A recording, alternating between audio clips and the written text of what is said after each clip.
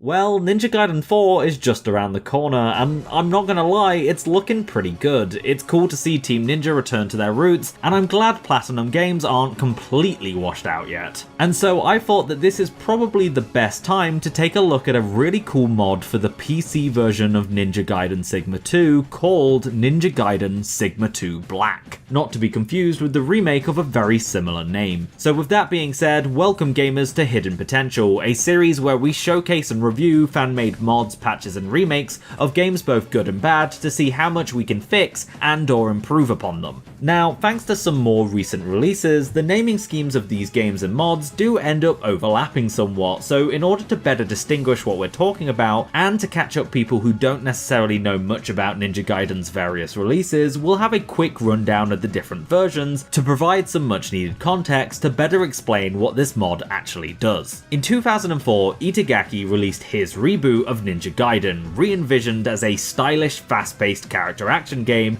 essentially being Xbox's answer to Devil May Cry. A year later, we got Ninja Gaiden Black, a sort of director's cut of the game, rebalancing various aspects and adding a bit more content here and there. Not too long after this, however, we got Ninja Gaiden Sigma, a remaster of the game for the PlayStation 3 that was worked on by a different team, who added in new weapons, new boss fights and new levels, as well as a new playable character being Rachel the Fiend Hunter. On the surface, these all seem like great additions that would make it the definitive version of the game, and I'd say for a casual player this is probably true, but this version of the game also came with a surplus of changes throughout the base experience that many hardcore fans were not particularly fond of. Levels were streamlined and had a lot of the identity taken out of them, the improved visuals changed a lot of the game's aesthetic, gore was toned down, which was a big selling point of the original, and a lot of the new additions like the Rachel levels are widely considered pretty bad and end up bogging down repeat playthroughs, making them more of a burden to the game than a boon. Ultimately, I'd say that Sigma is still a perfectly fine version of the game, and unless you're some crap sicko who absolutely falls in love with Ninja Gaiden and wants to play it over and over, you're not gonna have to worry. If you're a more casual fan who only plays it maybe 2-3 times in their entire life, it's probably going to be the more enjoyable experience. But funnily enough, this exact same thing happened again with Ninja Gaiden 2, except this time it played out a little differently. Ninja Gaiden 2 originally released for the Xbox 360, but just like the first game was later ported to the PS3 as Ninja Gaiden Sigma 2. And just like before, it included more bosses, more weapons and more levels, as well as a bunch of new characters, but sacrifices had to be made. The biggest one of these all stemmed from the vastly different architecture of the two consoles, meaning that the Sigma version on PS3 had to completely overhaul not only the game's visuals, but how a lot of it operated too. Had it not, the game would have probably ended up in a similar position of Bayonetta's PS3 port, where it ran so badly that it would dip into the 20 FPS range. This had a lot of knock-on effects, like the game's gore being tremendously toned down with the amount of blood splatters reduced heavily. This, along with the purple mist that now came out of enemies whenever you delimb them,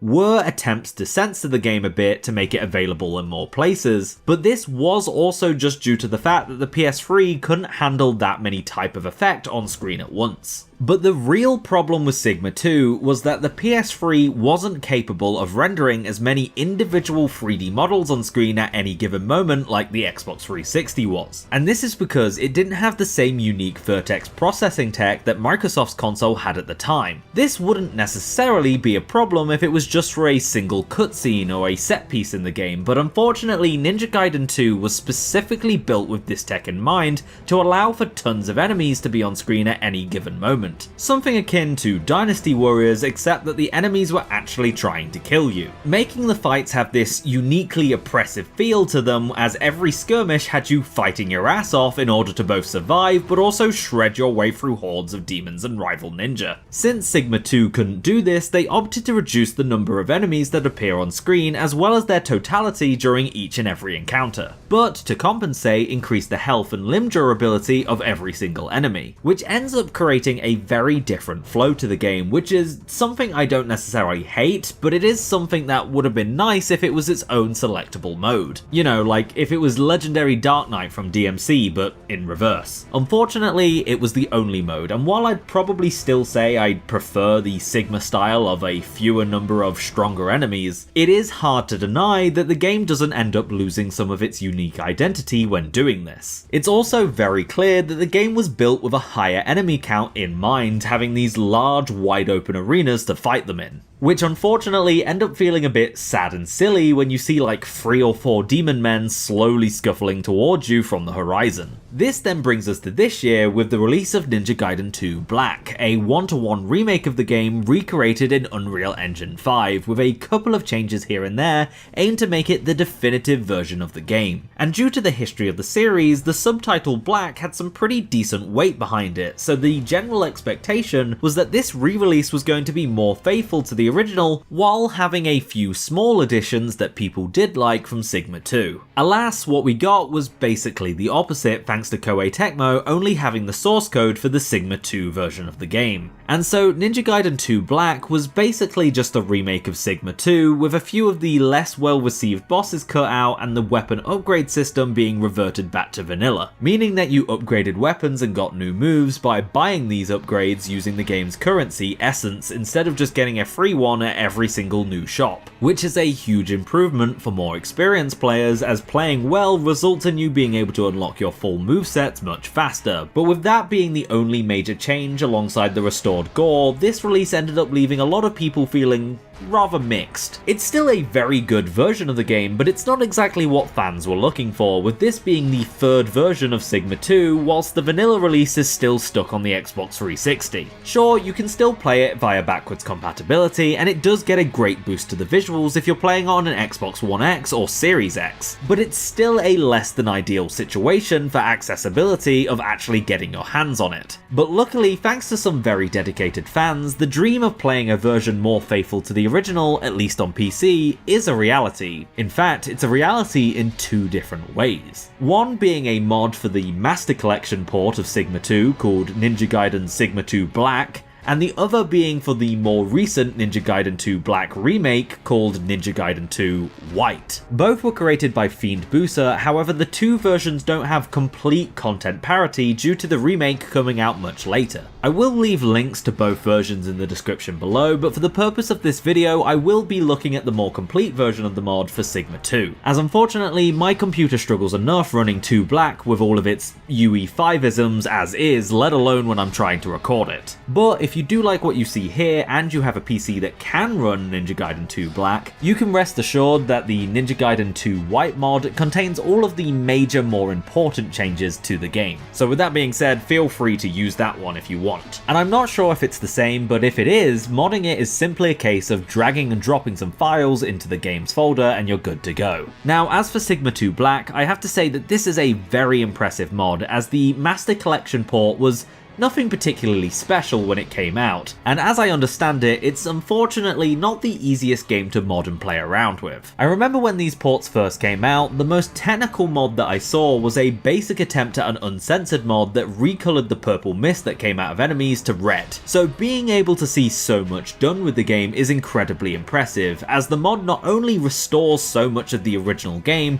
but also goes further to try and fix some of the problem areas even the vanilla version had. In Sigma 2 Black, about 70 to 95% of the game's enemy encounters have been restored to the setup of that of the vanilla releases, since any modern PC can easily brute force its way through reproducing the unique tech of a 2005 game console. This means that the game is now boasting that greater number of enemies on screen to really create that oppressive feeling, with that leftover 5 to 30% being custom made tweaks made by the mod's creator, where they've gone ahead and made their own personal setups to try and offset some of the more aggravating sections of vanilla Ninja Gaiden 2. You do now get some slight hitching here and there, since the game's engine is now rendering enemies that it wasn't originally designed to account for, but this all happens outside of enemy encounters, or at the very least in between 2 different enemy waves, so it's not something that's too intrusive. But now that the enemy counts are much more similar to the original releases, it means that a lot of the changes to enemies' health that were made in Sigma have now been reverted as well. Enemies now have reduced HP, the damage that you you take from single individual hits have been lessened, and now it's much easier to delimb foes, which also has the added benefit of restoring all of the gore, not only having the original blood splatters, but now the severed limbs remain on the battlefield instead of being completely obliterated. From what I understand, it's not quite as one-to-one as the creator would have liked, but to the less trained eye who hasn't spent as much time with the two different versions of the game like myself,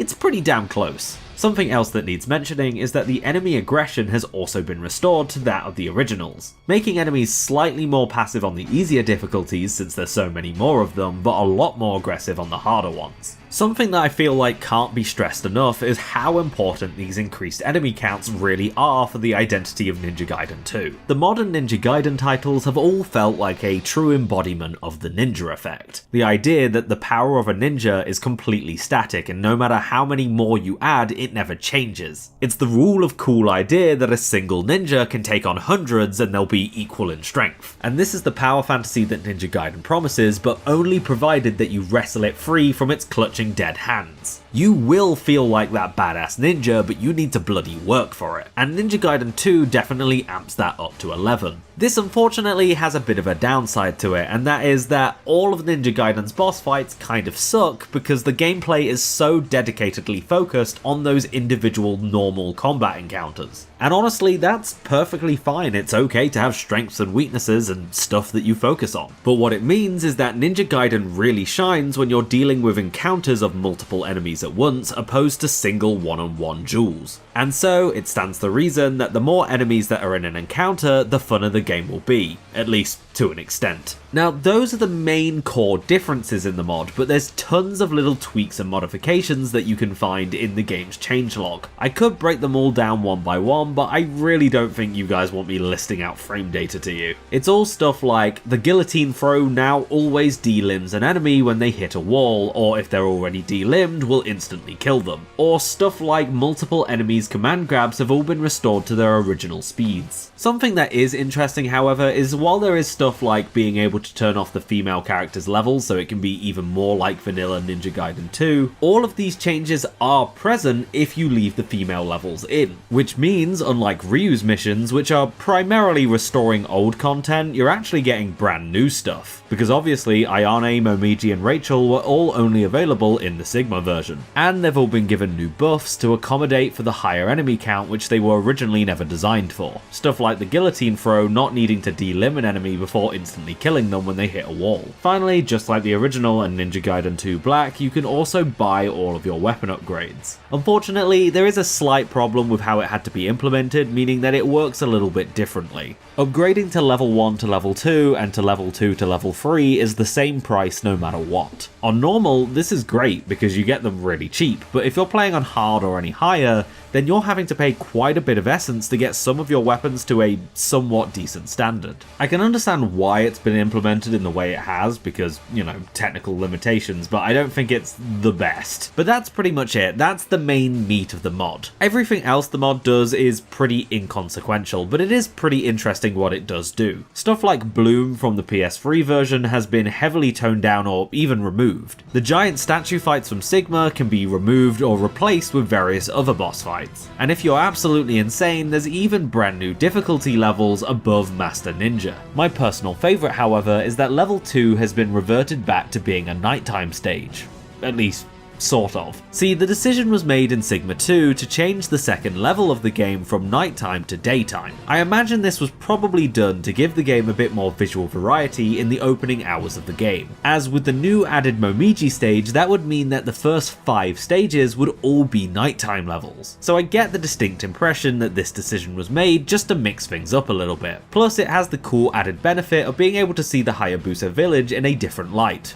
Literally. However, it does mean that the general vibe of this level is a good deal different, and I can see why people wanted it restored to the original. Why it's my favourite, however, is because it's a little bit slapdash in how it's implemented, and I find it quite charming. See, to change it back to nighttime, the only thing they've really done is change the skybox and maybe lower the brightness a bit. The actual lighting within the level is still daytime lighting, and so characters are lit in such a way where they don't look quite grounded in the environment that they're standing in.